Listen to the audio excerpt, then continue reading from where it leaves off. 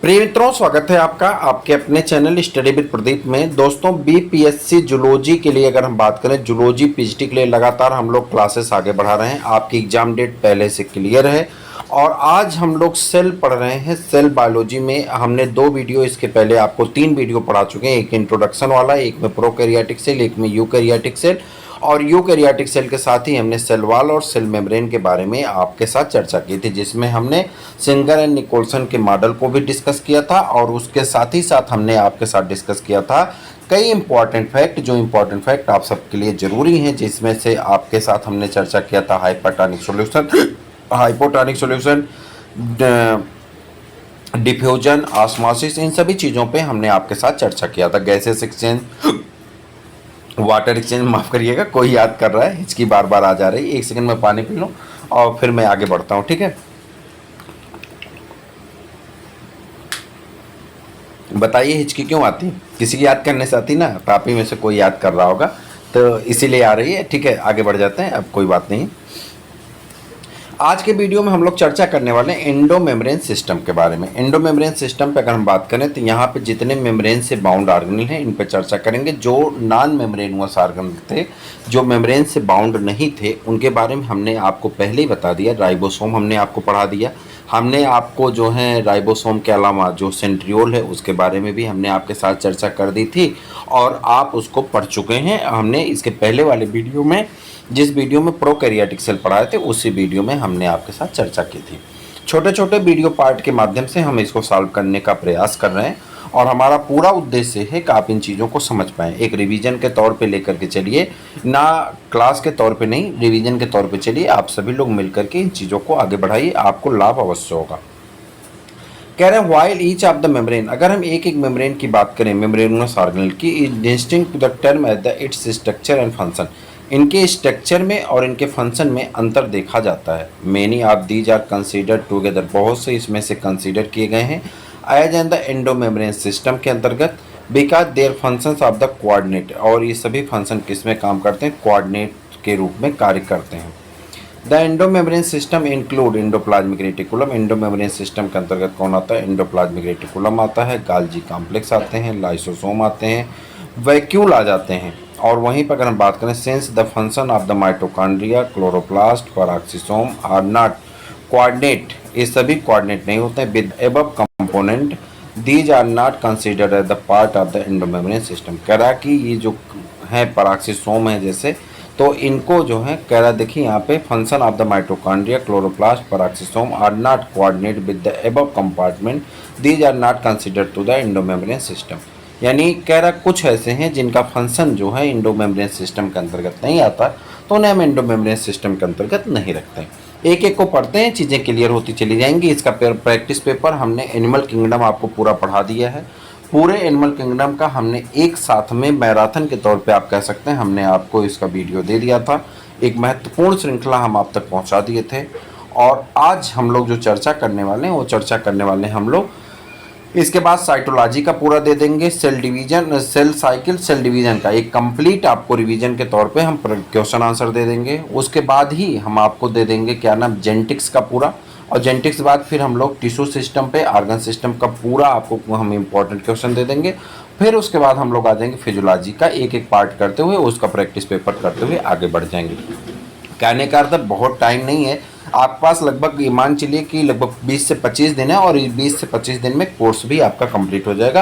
बस आपको जुड़ के चलना है और परिश्रम करते हुए रहना है, ठीक है। एंडोप्लाज्मिक रेटिकुलम की अगर हम बात करें तो एंडोप्लाज्मिक रेटिकुलम पे चर्चा कर लेते हैं और यहाँ पे देखिए चीज़ें आपकी स्पष्ट की गई हैं। ये है आपका एंडोप्लाज्मिक रेटिकुलम, ये न्यूक्लियोलस है और न्यूक्लियोलस आप जानते हैं कि नॉन मेम्ब्रेनस ऑर्गेनेल होता है, ठीक है। तो ये न्यूक्लियोलस हो गया और न्यूक्लियोलस के बाद कहाँ चला गया? हाँ, ये न्यूक्लियोलस हो गया और न्यूक्लियोलस के बाद ये न्यूक्लियस की मेम्ब्रेन है, न्यूक्लियर मेम्ब्रेन है, ये वेहिकल है और ये सिस्टर्नी है, ये स्मूथ एंडोप्लाज्मिक रेटिकुलम है और एक होता है रफ एंडोप्लाज्मिक रेटिकुलम जिसके ऊपर राइबोसोम पाए जाते हैं, ठीक है। तो ये आपका जो है राइबोसोम है, ये ल्यूमेन है और ल्यूमेन के बाद अगर यहाँ पे देख लें तो एंडोप्लाज्मिक मेम्ब्रेन है और जो कि राइबोसोम है, डॉटेड लाइन राइबोसोम है और रफ एंडोप्लाज्मिक रेटिकुलम इसे कहा जाता है।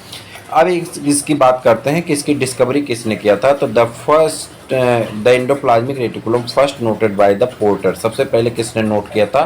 पोर्टर नामक साइंटिस्ट ने called the full name by the 1945 in the network. It was named by the Porter 1953 में। इसका सही नाम 1953 में रखा गया, क्या? Endoplasmic reticulum. Electron microscopic study जब की गई यूकैरियोटिक सेल की, reveals of the presence of the network of reticulum of the tiny tubular structure scattered in the cytoplasm. क्या देखा गया कि छोटे छोटे स्ट्रक्चर जो हैं ट्यूबुलर स्ट्रक्चर हैं जो कि फैले हुए हैं साइटोप्लाज्मिक एंडोप्लाज्मिक रेटिकुलम, जिसे हमने नाम क्या दे दिया? Endoplasmic reticulum. हेंस हम कह सकते हैं endoplasmic reticulum divide the intracellular space of two distinct compartment, luminal यानी inside of the endoplasmic reticulum, याद रखिएगा, luminal inside of the endoplasmic reticulum and extra luminal मतलब साइटोप्लाज्म कंपार्टमेंट। आगे आ जाइए। The endoplasmic reticulum often show the ribosome attach to their outer surface. The endoplasmic reticulum bearing ribosome on their surface is called the rough endoplasmic reticulum. In the absence of ribosome, in the absence of ribosome they appear smooth and are called the smooth endoplasmic reticulum. कह रहा है कि अगर हम इसको बात करते हैं, एब्सेंसी पे बात करते हैं, तो ये स्मूथ एंडोप्लाज्मिक रेटिकुलम कहलाता है। Rough endoplasmic reticulum is frequently observed in the cell actively involved in protein synthesis and secretion. The extensive and continuous with the outer membrane of the nucleus. कह रहा है कि अगर एक्सटेंसिव बात हम करते हैं तो ये आउटर मेम्ब्रेन का भी काम करते हैं। The smooth endoplasmic reticulum is the major site of the synthesis of lipid. कह रहा है smooth endoplasmic reticulum major site है, ये सिंथेसिस करते हैं किसकी? लिपिड की। इन एनिमल, अगर हम एनिमल सेल की बात करते हैं, सेल लिपिड लाइक स्टेरॉयड, कह रहा है कि स्टेरॉयडल हार्मोन का भी सिंथेसिस करती है और सिंथेसिस ऑफ SER यानी स्मूथ एंडोप्लाज्मिक रेटिकुलम का भी काम करती है। गाल्जी अपरेटस, गाल्जी अपरेटस की बात करते हैं। गाल्जी अपरेटस में क्या होगा, देखिए यहाँ पे, तो कह रहा है गाल्जी अपरेटस में क्या पाया जाता है? Incoming transport vesicle, cis face है, सिस्टर्नी है, लूमेन है, और यहाँ पे जो है आपका सिक्रेटरी वेसिकल है, ट्रांसफेज है, न्यूली फॉर्म्ड वेसिकल्स हैं।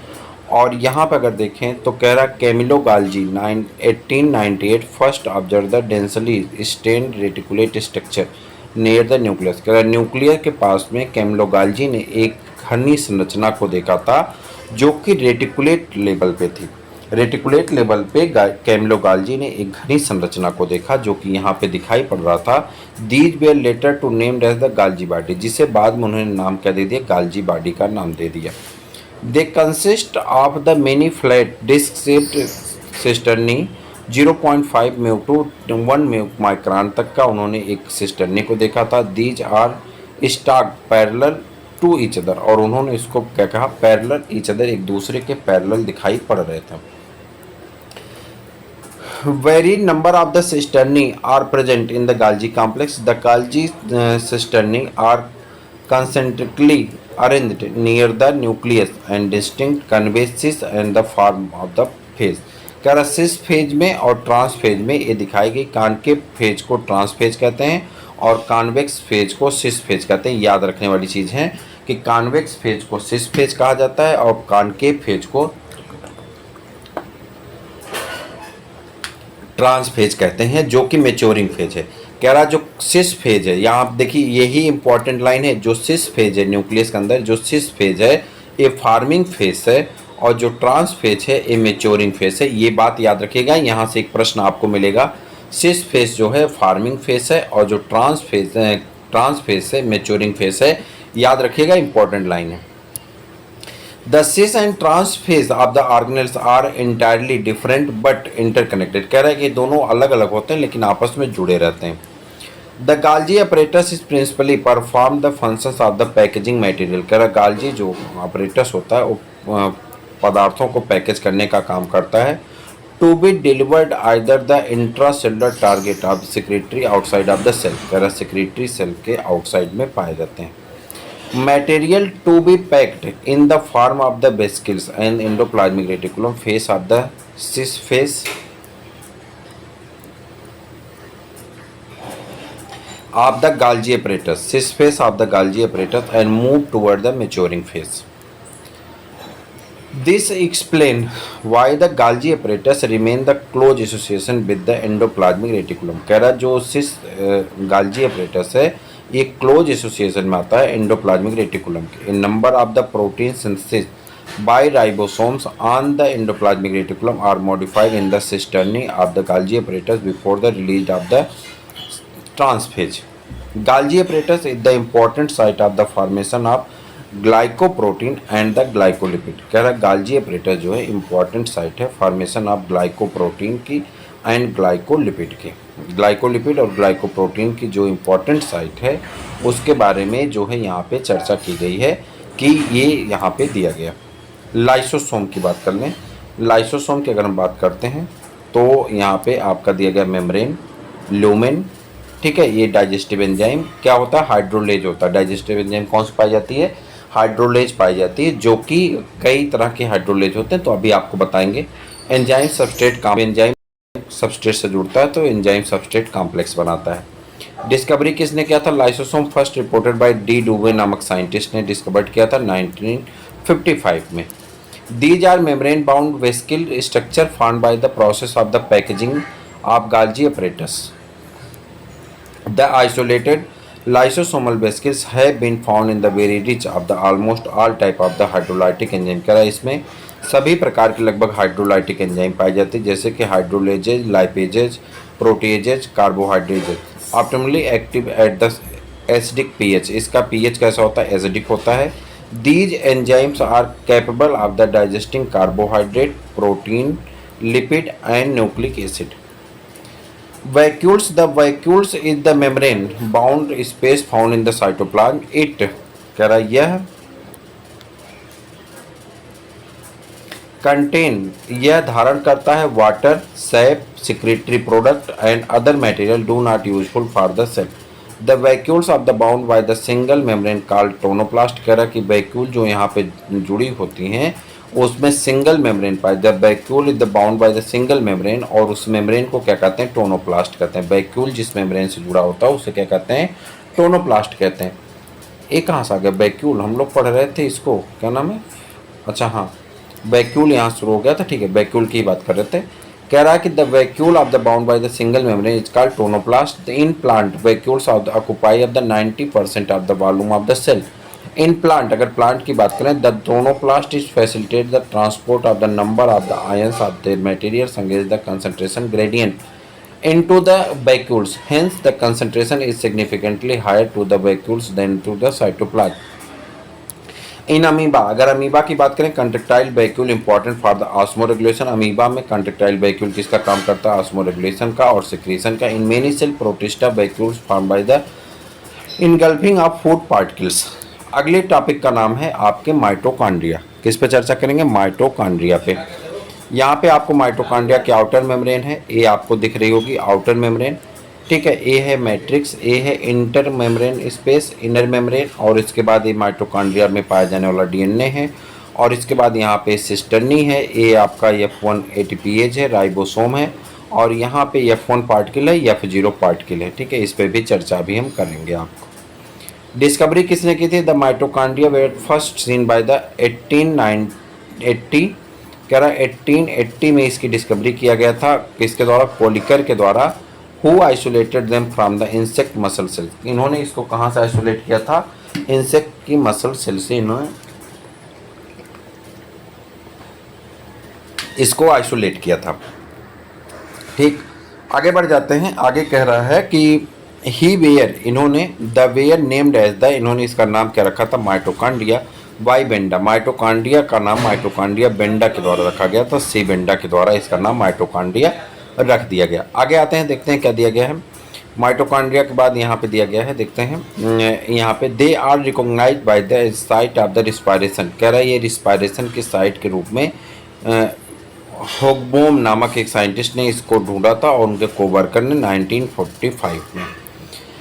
माइटोकॉन्ड्रिया का अगर सिंगुलर फॉर्म में बात करें तो माइटोकॉन्ड्रियन कहा जाता है। Unless specifically stain are not easily visible under the microscope. The number of the mitochondria per cell is variable depending on the physiological activity of the cell.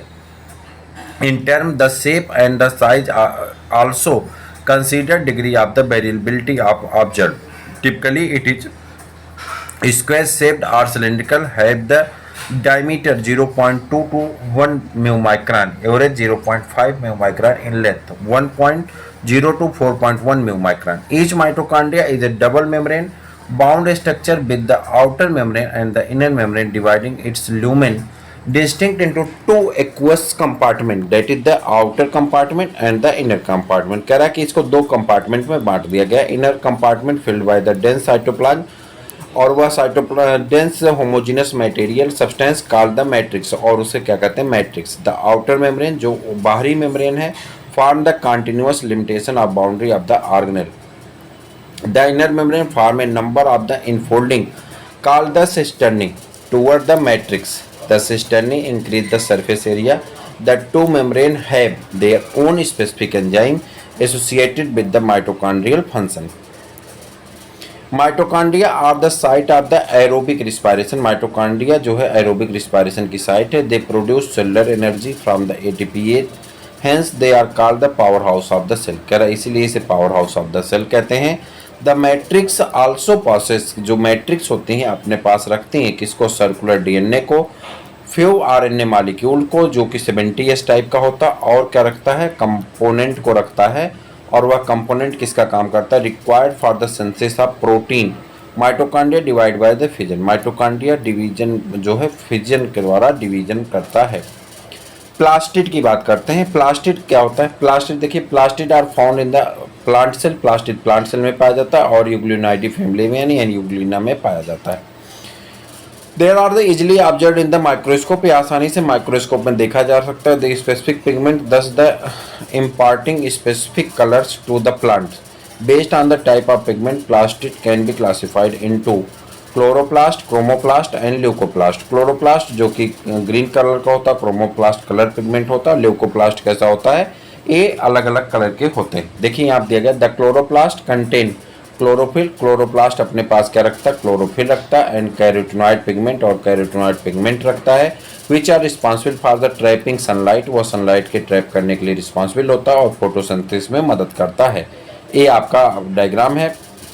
यहाँ आप देखिए इनर मेम्ब्रेन स्पेस है, ये outer membrane है, ये inner membrane है, और stroma है, एक्वस फील्ड है. और यहाँ पे अगर नीचे देख लिया जाए तो यहाँ पे ग्रेनम है जो कि स्टैक ऑफ द थैलेक्वाइड है. थैलेक्वाइड है, यहाँ पे ल्यूमेन है, और ये ल्यूमेन है, और लेमिला है. ठीक है. इन क्लोरोप्लास्ट, अगर क्लोरोप्लास्ट की बात करें, फैट सॉल्युबल कैरोटिनॉइड, जो फैट से घुला हुआ कैरोटिनॉइड है. पिगमेंट लाइक कैरोटीन, फैट्स में घुला हुआ कैरोटिनॉइड जो है जैसे कि carotene, xanthophyll and other are present. दूसरे लोग भी यहाँ पे पाए जाते हैं. This give the part of the plant as the yellow, orange और रेड कलर. द ल्यूकोसाइट, अगर ल्यूकोप्लास्ट की बात करें, are the colourless plastid varied by the shape, size and the store nutrient.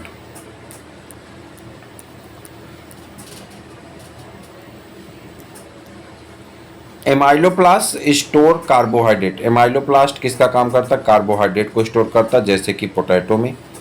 Elaioplast store oil. Elaioplast किसको store करता है, oil को, fat को. Whereas the aleuroplast store the protein. Aleuroplast किसको स्टोर करता है, प्रोटीन को. Majority of the chloroplast have green pig plant and found the mesophyll cell of the leaves. These lens-shaped oval, spherical, discoid and even ribbon-like organelles having variable length 5 to 10 μmicron and width 2 to 4 μmicron. Their number varies from the 1 per cell of the Chlamydomonas, a green alga, to 20 to 40% in the mesophyll. Like mitochondria the chloroplast are also double membrane. कह रहा है mitochondria की तरह chloroplast भी क्या होता है, double membrane से बना होता है. Of the two and inner chloroplast membrane is relatively less permeable. The space limit by the inner membrane by the chloroplast is called the stroma. कह रहा है इनर मेम्ब्रेन जो होता है वो स्ट्रोमा से बना होता है. A number of the organised flattened membranous sac called the thylakoid are present in the stroma. Thylakoid are arrange in the stacks. कह रहा थैलेक्वाइड अरेंज होता है स्टॉक के रूप में, पाइल्स के रूप में. Coin called the granum.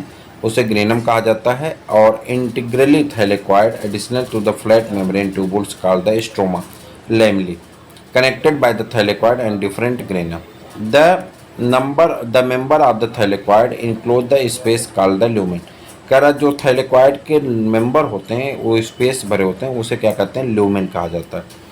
The stroma of the chloroplast contain enzyme required by the synthesis of the carbohydrate and protein. It also contain small double stranded circular DNA molecule and ribosome. और क्या पाया जाता है, ribosome. Chlorophyll pigments are present in the thylakoid. The ribosomes of the chloroplast is smaller 70s then to the cytoplasmic 80s। कह रहा eukaryote में वैसे तो राइबोसोम होता है 80s का, लेकिन जो क्लोरोप्लास्ट में या माइटोकॉन्ड्रिया में राइबोसोम पाया जाता है वो होता है 70s का। ठीक है, अब इसके बाद हेडिंग है आपकी राइबोसोम। आज हम लोग सेल को कंप्लीट करेंगे, सेल पूरा कंप्लीट करेंगे। कल इसका हम आपको प्रैक्टिस पेपर कराने वाले हैं। राइबोसोम ये आपको दिखाई पड़ रहा है 30s और 50s यानी 70s है, ये प्रोकैरियोटिक है। 40s 68 ये जो है आपका यूकैरियोटिक है। कह रहा ribosome are the granular structure first observe under the electron microscope at the dense particles by the George Palade. कह रहा जॉर्ज प्लेडे के द्वारा सबसे पहले इसको ढूंढा गया था। और कब ढूंढा गया था, 1953 में। They are composed of the ribonucleic acid RNA protein and not surrounded by the membrane. यह सराउंड मेम्ब्रेन से सराउंड नहीं होता है और ये अपने पास आरएनए और प्रोटीन को रखता है। The eukaryotic ribosome are the 80s। Eukaryotic ribosome 80s प्रकार का होता है, जबकि प्रोकैरियोटिक राइबोसोम 70s का होता है। ईच राइबोसोम है 2 सब यूनिट। सभी राइबोसोम में 2 सब यूनिट पाई जाती है, लार्जर एंड स्मॉलर सब यूनिट। The 2 सब unit 80s ribosome and 60s 40s and 70s में जो है आपका 30s और 50s सेडबर्ग यूनिट कहते हैं। यस किसका जो यस किसको इंडिकेट करता है, सेडबर्ग यूनिट को। Stand by the sedimentation coefficient. It is indirectly measured by the density of size. Both 70s and 30s ribosome are composed of 2 subunit. Cytoskeleton, an elaborate network of the filamentous proteinous structure consists of the microtubules, microfilaments, and intermediate filament present on the cytoplasm, is collectively referred to as the skeletons. The cytoskeleton in the cell of the involved by the many functions such as mechanical support, motility, maintenance of the cell of the shape of the cell. इसके बाद कौन आ गया आपका, flagella और सीलिया।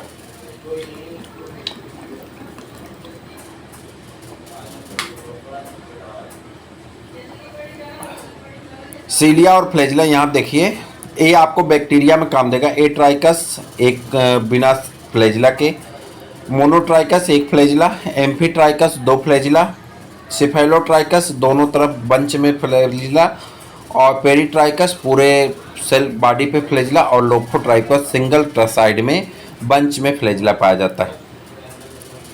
ये आपका flagella है। सीलिया देखते हैं यहाँ पे, cilia and flagellum hair like outgrowth पाई जाती है सेल मेम्ब्रेन के ऊपर। Cilia is the smaller, cilia small होता है, और जो फ्लैजिला होता है वो बड़ा होता है। Flagella comparatively longer and responsible for the cell movement.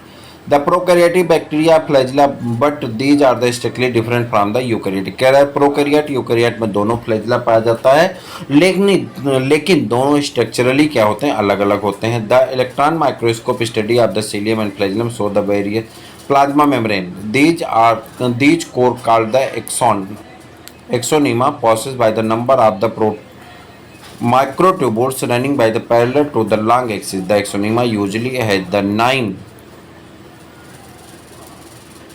doublet and radially arranged 9 doublet and radially arranged peripheral microtubule and the pair of the centrally located microtubules, such as the arrangement of the exonymal microtubules referred as the 9+2 array. यही याद रखिएगा, ये 9+2 अरे याद रखना है। The central tubules of the connected by the bridge and the central sheath connected to the peripheral by the radial spoke. Thus the 9 radial spokes of the peripheral doublet are also interconnected by the inner link. Both the cilium and flagellum emerge by the centrioles like structure called the basal body. Centrosome and centriole. अब आगे आपको पढ़ना centrosome and centriole, लेकिन इसको हम लोग करेंगे, अभी कई टॉपिक है, उसके बाद न्यूक्लियस है।